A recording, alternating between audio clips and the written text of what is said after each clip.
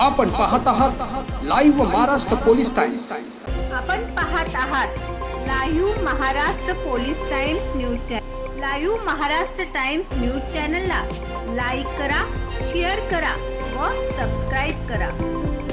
Budget 2024 पुढच्या आठवड्यात मांडला जाणार. देशाचं बजेट सर्वांनाच माहिती हव्या या गोष्टी. भाजप प्रणित NDA सरकारच्या तिसऱ्या कार्यकाळातील पहिला पूर्ण अर्थसंकल्प केंद्रीय मंत्री निर्मला सीतारामन पुढील आठवड्यात सादर करणार आहेत.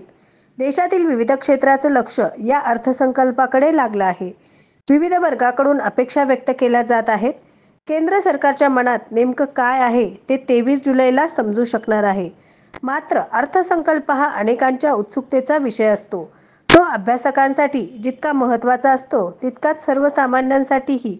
या सगळ्या पार्श्वभूमीवर केंद्रीय अर्थसंकल्पाविषयी काही गोष्टी जाणून घेणं सर्वांसाठीच महत्त्वाचं आहे. कोणत्या आहेत या गोष्टी? भारताचा पहिला अर्थसंकल्प. स्वतंत्र भारताचा पहिला अर्थसंकल्प 26 नोव्हेंबर 1947 रोजी देशाचे पहिले अर्थमंत्री R.K. षण्मुखम चेट्टी यांनी सादर केला. सर्वात मोठ्या अर्थसंकल्पीय भाषणाचा विक्रम विद्यमान अर्थमंत्री निर्मला सीतारामन यांच्या नावे आहे.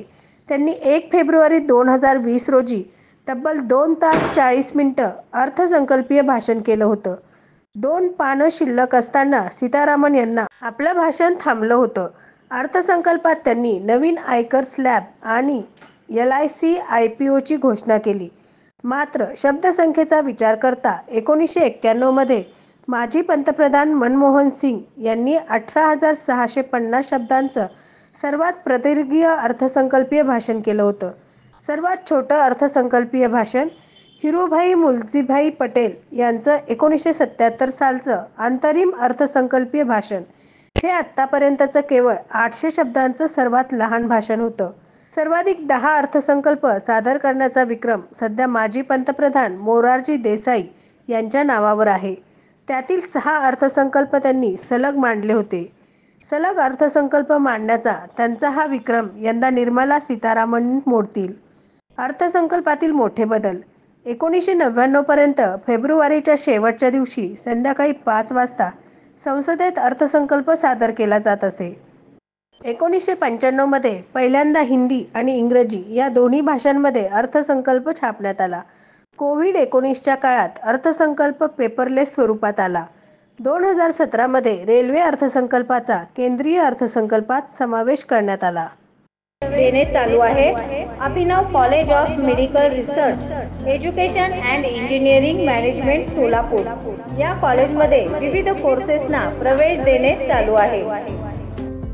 महालक्ष्मीनगर शासकीय ITI कॉलेजच्या पाठीमागे Vijapur road Solapur. Mobile number 9850 36 32 02. आपल्याकडील बातम्या, जाहिरात, आपल्या मित्र परिवारातील व नातेवाईकातील वाढदिवस, शाळा, कॉलेज, महाविद्यालयाची जाहिरात व विविध सोहळे यांची जाहिरात घेणे चालू आहे. संपर्क मुख्य संपादक live Maharashtra police times Solapur.